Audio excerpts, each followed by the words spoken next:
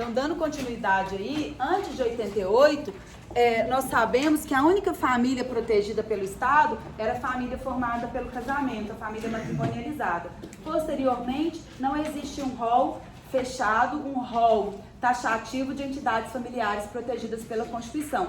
Nós temos aquelas que têm previsão expressa, que são a família formada pelo casamento, pela união estável e a família monoparental. Vocês já sabem o que é família monoparental. É a família formada por qualquer um dos pais e os seus filhos.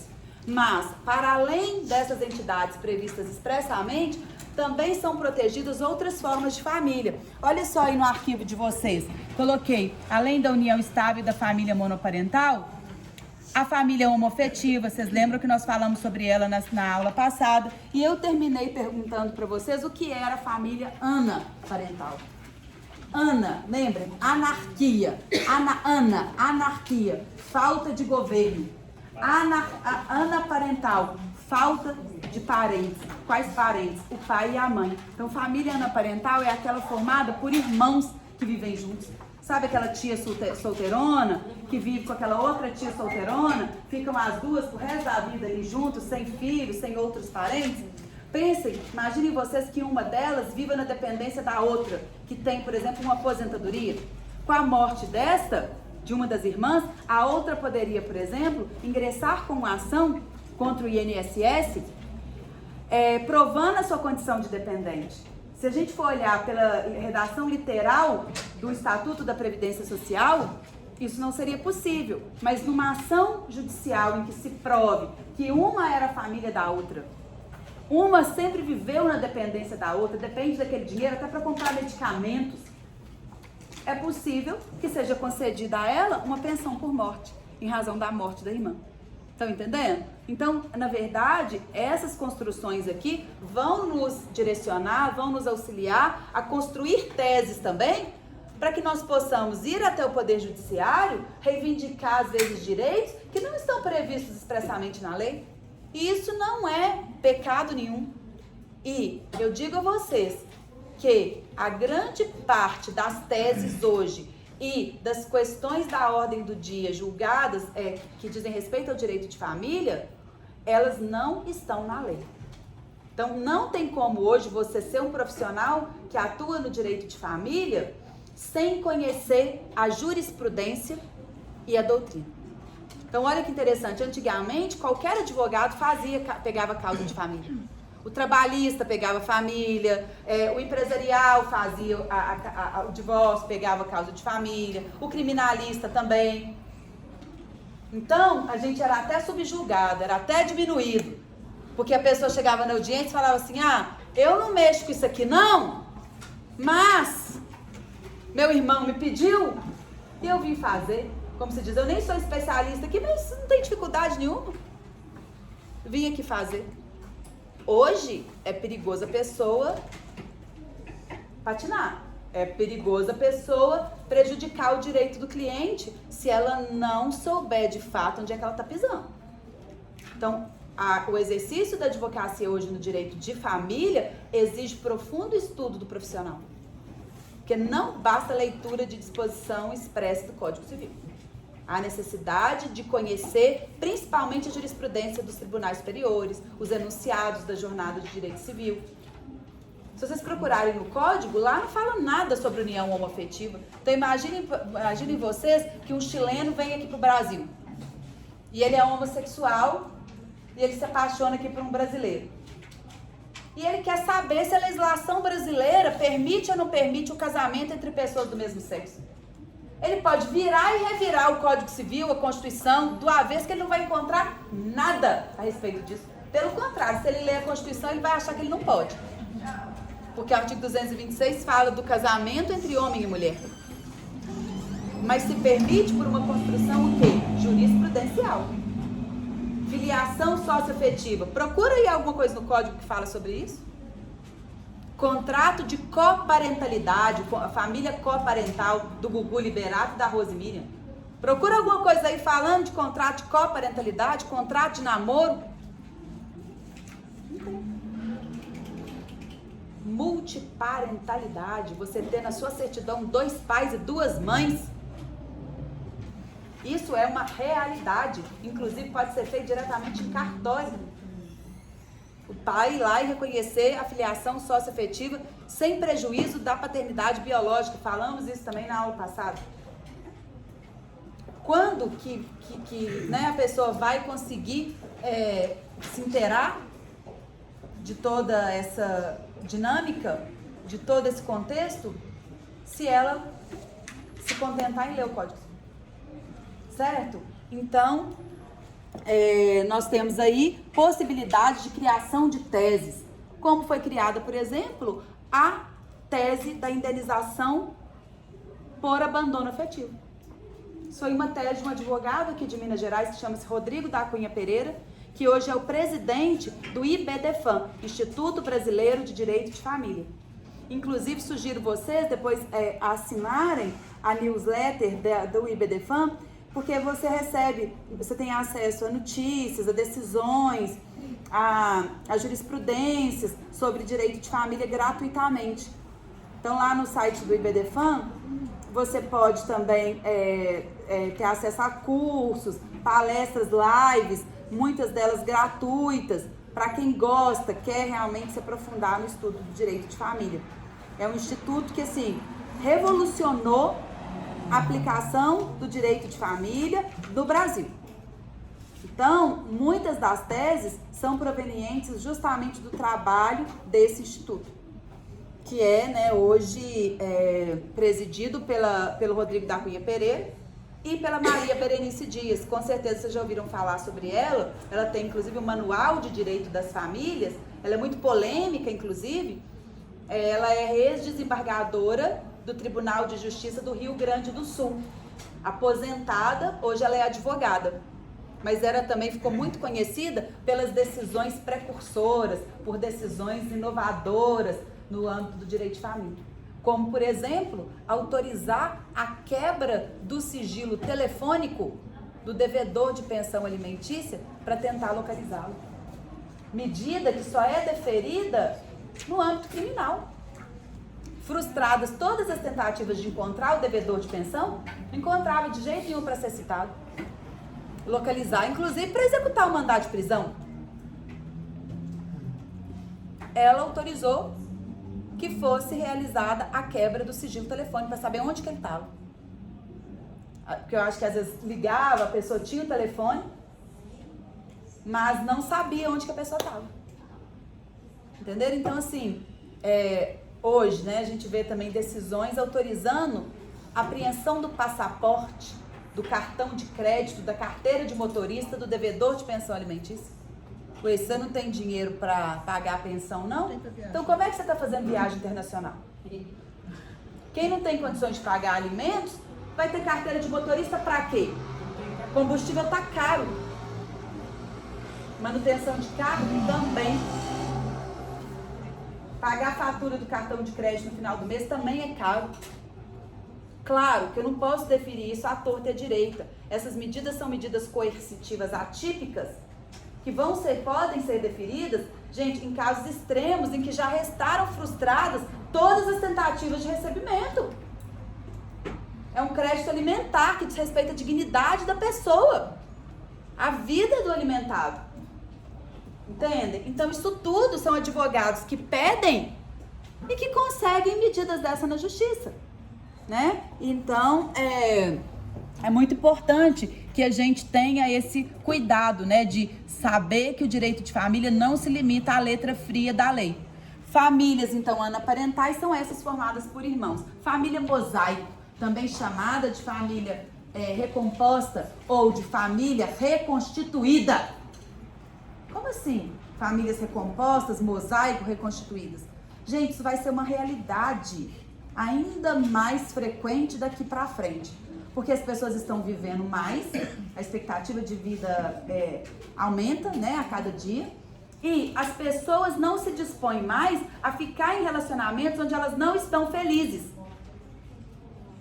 E numa sociedade que hoje é considerada líquida, Zygmunt Bauman, não sei se vocês já ouviram falar de Bauman, ele escreve que as pessoas hoje tratam umas às outras nas relações da mesma maneira que a gente se porta numa relação de consumo.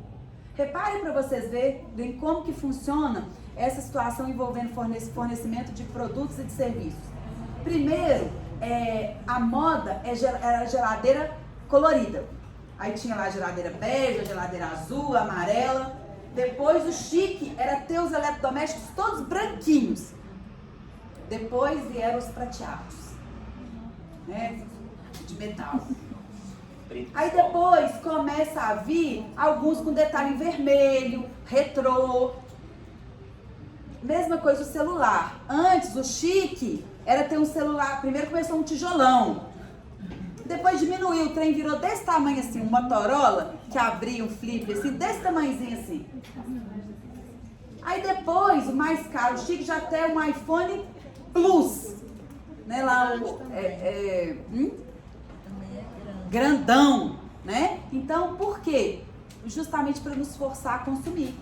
Olha esse sapato como que muda de estação para estação. Uma hora o salto é fino, outra hora um troço dessa grossura assim.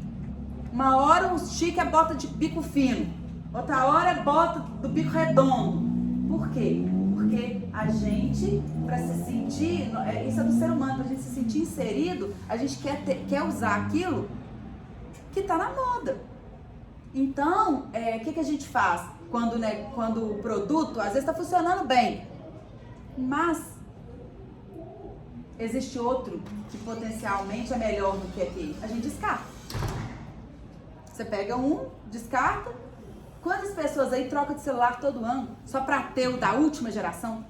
Só pega, vende, compra o outro, mesma coisa, carro. E aí a gente trouxe isso para as relações interpessoais. Não é verdade? Você namora? Há quanto tempo? 5 meses? Não, tá muito recente. Quem namora mais tempo? Meu tempo. Você? Quanto tempo? 3 anos? Relacionamento é fácil ou é difícil? Ah, benção. Melhor coisa que eu fiz. Ok, mas você não tem problema nenhum no seu relacionamento ou tem alguns problemas? Normal, né? Só que o que acontece? Imagina que você, no auge de uma fase bem problemática do seu relacionamento, bem difícil, que vocês estão batendo de frente mesmo, batendo cabeça, você recebe um direct.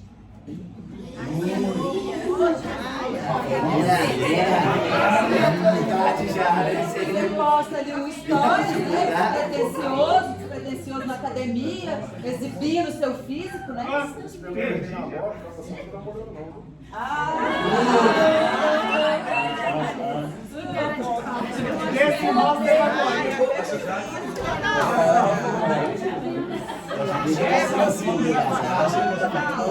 E aí, gente, o que acontece?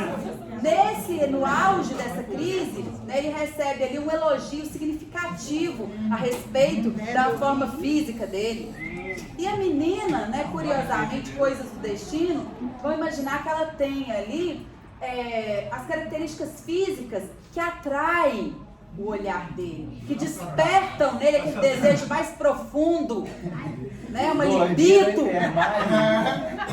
um furor, né, e a vontade, nem que seja, de experimentar. Estão entendendo? Aquela boca ali, ele já está cansado, ele vê ali uma mais carnuda,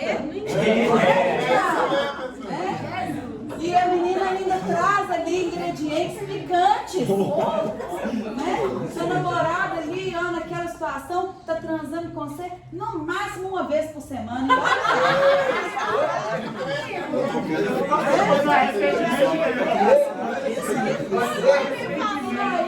Essa menina, muito livre, dona de si, né? Propõe, inclusive, fantasias sexuais inusitadas.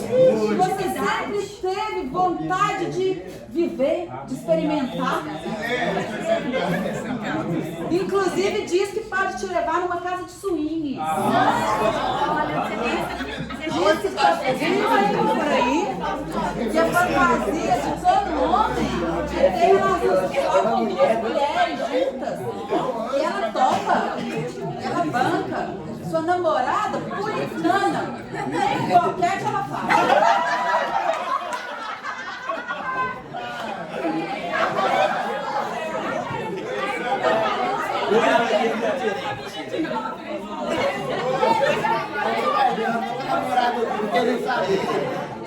E aí, gente, o que acontece, né? Depois de algumas noites, né? Depois de vivenciar alguma dessas experiências, ele pode estar com ela há 3 anos. Aqui tá namorando, imagina que tivesse casado, porque casamento é pior. Se namorando tá ruim, casado fica pior. Então, quer dizer, a pessoa vai, experimenta, gosta, o que ela faz? Substitui, troca. Entendeu? Ele troca quantas vezes for necessário. Essa oferta, essa demanda. E aí troca uma, troca 2, troca 3, né? Então por isso que vocês veem aí pessoas que se casaram 1, 2, 3, diga-se de passagem, Gretchen. Vamos pegar. Fábio Júnior. Que referência, Andressa? Meu Deus. Não, então você quer uma melhor? Vamos lá. Vinícius de Moraes. Quem? Vinícius de Moraes. Simplesmente. E aí, gente, a pessoa diz o seguinte: eu quero ser feliz, eu quero amar. Eu vou ficar nessa relação enquanto eu estiver feliz. Claro que eu não tiver mais, que eu me apaixonar, que os meus olhos brilharem por outra pessoa, eu vou seguir o meu caminho, eu vou me permitir viver isso. Entenderam? E as pessoas hoje estão assim, e não tem filho que segura, não tem patrimônio que segura, não tem pastor que segura. Essa é a mosaico, professora? Aí o que acontece? A pessoa veio. A questão é, quando é namoro é mais simples. O padre Fábio de Mello diz o seguinte, que namoro foi feito para acabar mesmo. Tem que ficar sofrendo porque namoro terminou, não? Por quê? É justamente uma fase de teste. Então se terminou, que bom que foi no namoro, porque se fosse no casamento depois que já tivesse filho, era pior. Entende? Só que a gente fica querendo tampar o sol com a peneira, esconder os problemas que tem no relacionamento, porque todo mundo sabe quando tem um problema. Mas aí a pessoa vai levando, empurrando com a barriga ali em casa. Aí o problema fica maior depois para você desfazer. Mas as pessoas desfazem, não tenham essa ilusão. Ah, vai ter filho para salvar o casamento. Creu na velocidade 100. Sabe, não adianta. Mas as pessoas fazem. E aí, gente, o que acontece? Tem lá 2 filhos do primeiro casamento. Conheceu outro. E eu vou dizer e reiterar isso aqui até o final do semestre. Homem não fica sozinho. Terminou, ele vai arrumar outra. Mesmo que ele tenha ficado viúvo daquela que ele dizia que era a mulher da vida dele. Passou 2 meses, ele está com outra. E aí a questão que se coloca é a seguinte: ele já traz uma surpresinha do relacionamento anterior. E muitas vezes, com o passar da vida, aquela outra pessoa com a qual ele vai relacionar também. E aí começa a conviver todo mundo junto. Os meus, os seus e os nossos. Então, o que é a família mosaico, recomposta ou reconstituída? São aquelas famílias onde convivem filhos de relacionamentos anteriores, de ambos ou de apenas um. Aí, não satisfeitos, eles ainda têm mais um. Tem mulheres e homens, gente, que colecionam filhos de 2, 3, 4 relacionamentos. Eu não estou brincando. É verdade. Situações, por exemplo, de mulher que tem 3 filhos, uma com um homem diferente. Homem também. Então, o que acontece? Existe aí, a partir do momento do estabelecimento de laços de afeto, alguns efeitos que são decorrentes do direito de família. Imaginem vocês que um homem desse começa a relacionar com uma criança que tinha tenra idade. Aí o filho de outra mulher. Só que ele não assume a postura de pai, é de padrasto. Ele não chamou para si a responsabilidade de pai. Mas tem uma convivência muito boa, ama, né? Cuida. E aí o que acontece? Quando o relacionamento termina, ele quer conviver com a criança, ele quer ter o direito de visitar, de ver. E a mulher, rancorosa, porque foi traída, fala que não. Você não é pai dele, você vai conviver com ele por quê?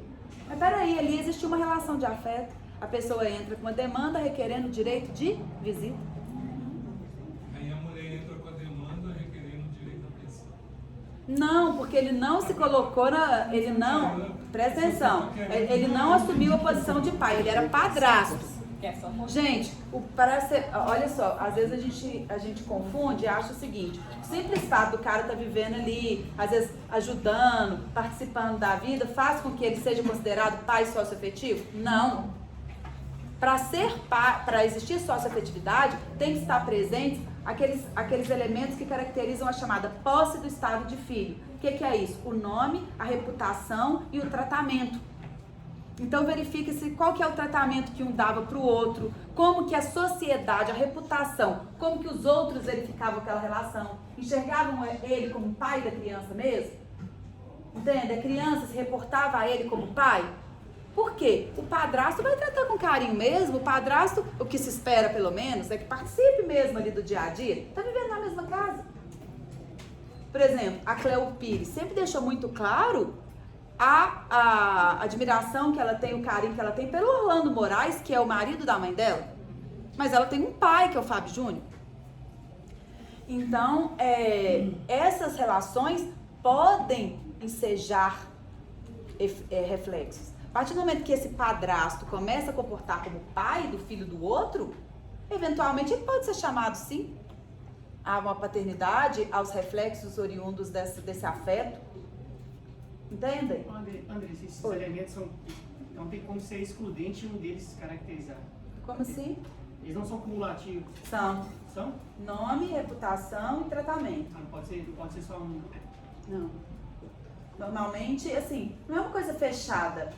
A análise vai ser feita caso a caso, de acordo com as particularidades de cada uma das situações, certo? Mas, genericamente, o que o juiz deve analisar são esses três elementos. Mas vamos imaginar que, talvez, dentro de um contexto, a criança, por exemplo, era tratada como filha e, socialmente, as pessoas, vizinhos, amigos, reconheciam nele um pai. Mas o nome não. Não houve alteração de nome. Ele não adotava o sobrenome daquele padrasto. Entende? Isso vai ser suficiente para excluir a posse do estado de filho? Não. Mas o tratamento e a reputação, principalmente o tratamento que um dispensava para o outro, é um ponto bem relevante, mais relevante. Depois decreta isso, o juiz simplesmente coloca em cima dessa pessoa uma responsabilidade jurídica muito grande, né? Determina que seja inserido no registro de nascimento o nome dele como pai. Não, eu digo assim, e aí... Todos os efeitos. E a questão patrimonial, que é aquela guerra toda que é muito, muito séria, né? Sim, alimentos, sucessões, poder familiar, direitos previdenciários, sucessivamente. Então essa é a família mosaico ou família recomposta ou reconstituída. Olha só, dessas famílias pode surgir o instituto da multiparentalidade, ou seja, possibilidade de que haja no registro de nascimento de uma pessoa o nome de dois pais ou duas mães. Tal possibilidade já foi inclusive reconhecida pelo STF, que é o tema 622 que eu li para vocês na aula passada, a multiparentalidade. E outra coisa interessante, vocês lembram do Clodovil Hernandes? Clodovil, ele propôs um projeto de lei que foi aceito e que alterou a Lei de Registros Públicos, o artigo 57, para inserir o parágrafo 8º, permitindo que a pessoa adote o sobrenome do padrasto. O enteado adote o sobrenome do padrasto. E isso não foi agora, não, isso já tem mais tempo, porque agora nós tivemos uma recente alteração.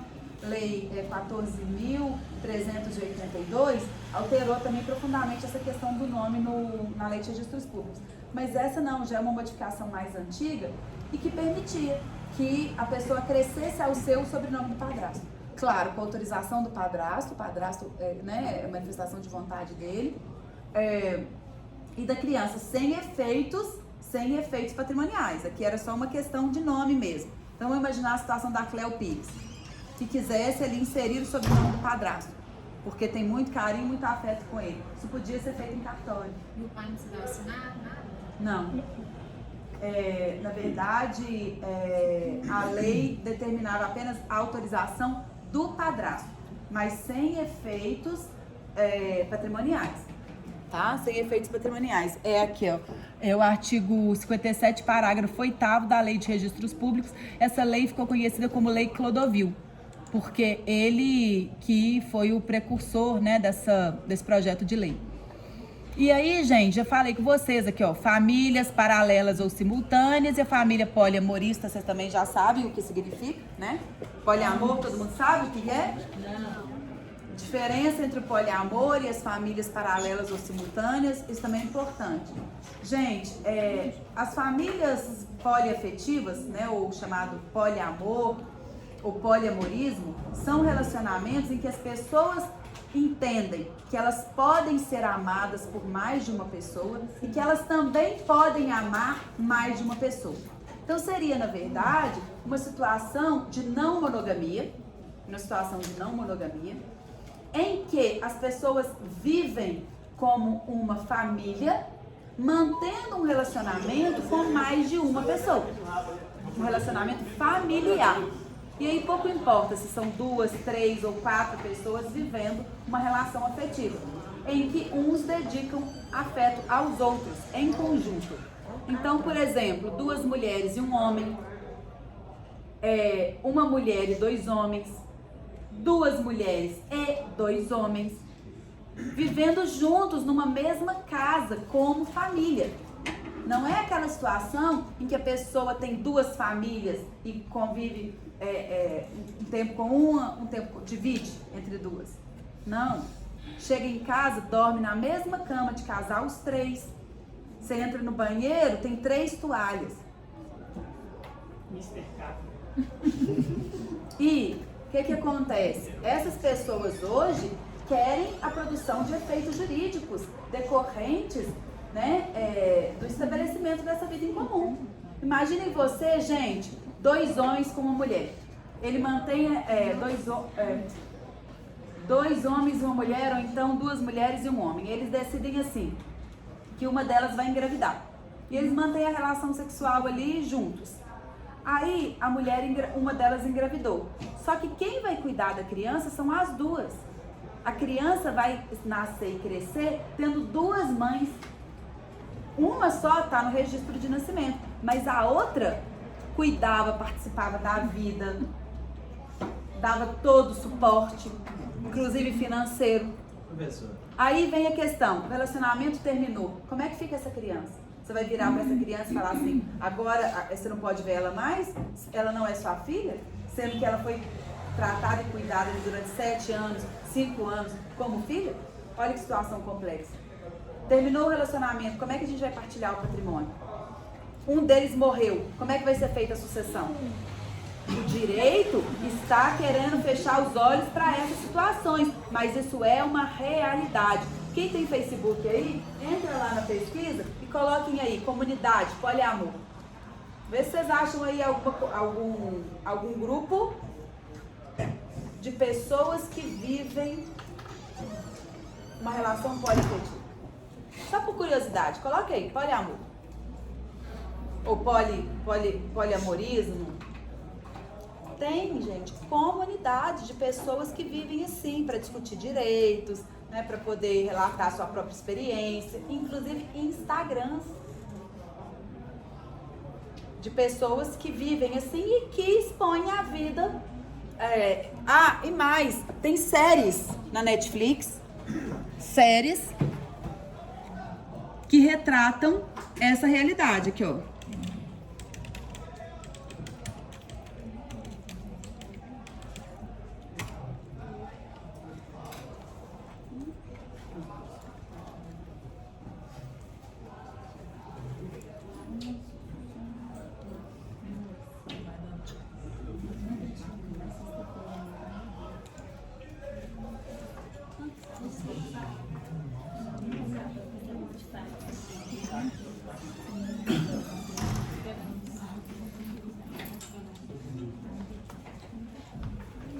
Olha lá, ó. Para retratar os diferentes tipos de relacionamento que vão além do padrão amor romântico, o GNT, em agosto desse ano, lançou uma série documental, não é fictícia não, sobre poliamor, dirigida por João Jardim, intitulado Amores Livres. O programa conta a história de relações não monogâmicas e está disponível para assistir online. Então, assim, para quem não conhece, tem curiosidade de saber ou quer escrever sobre o tema também, né? Porque o que nos interessa aqui não é tanto o aspecto pessoal de cada uma dessas relações, a não ser para aqueles que gostam realmente de conhecer, né, o ser humano, mais dessas nuances do nosso, né, do dia a dia, das multiplicidades com as quais nós convivemos, né? Efeitos podem decorrer, né? E a gente tem que escrever sobre isso, a gente tem que falar sobre isso. Como que ficariam os efeitos sucessórios? Como que ficaria a questão dos alimentos, da regulamentação da convivência, da partilha do patrimônio? Nós temos que falar sobre isso.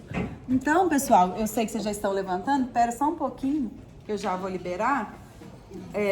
Então, depois vocês procurem isso lá na Netflix ou no YouTube também. Vocês vão ver, no Facebook tem, no Instagram tem, já é uma realidade, né? Claro que a gente não precisa querer isso pra gente. Pode parecer, mas como? Eu não tô aguentando nenhuma mulher, como é que eu vou aguentar duas? Né? Mas para algumas pessoas, isso é uma realidade. Então a gente não tem que querer, mas a gente tem que respeitar a escolha do outro. Né? O que o Estado tem a ver com isso? E hoje, o que a gente percebe é uma resistência para falar sobre o assunto, para tratar, para regulamentar. O CNJ se reuniu há poucos anos atrás para decidir se era possível lavrar escrituras públicas de poliamor ou não. Entendeu-se que não. E eles deram uma determinação para os cartórios de notas em todo o país para que não fizessem esse tipo de documento. Agora eu pergunto, isso vai impedir que o Estado consegue controlar o desejo das pessoas, gente? É muita pretensão, né? Então é uma outra forma e que daqui a pouco vocês podem ter certeza, isso vai começar a ser cada vez mais discutido, como foram as relações homoafetivas. Isso era um tabu, isso não chegava ao Poder Judiciário. Impossibilidade jurídica do pedido. Hoje pode casar. Entende? Então é da ordem do dia a discussão sobre não monogamia. A monogamia não pode ser algo imposto, pode ser uma escolha. Se a monogamia serve para você, excelente, perfeito. Viva uma relação monogâmica. Mas e se não serve? Tem pessoas que sentem capacidade, desejo de se relacionar com mais de uma pessoa. E chega pro outro e fala, eu quero ter um relacionamento aberto. Entendem? Então a gente precisa pelo menos refletir sobre isso. O amor para além do amor romântico que nos foi ensinado desde quando a gente nasceu. Inclusive nos contos de fadas lá. Né? Aí a gente volta daqui a pouquinho, depois do intervalo.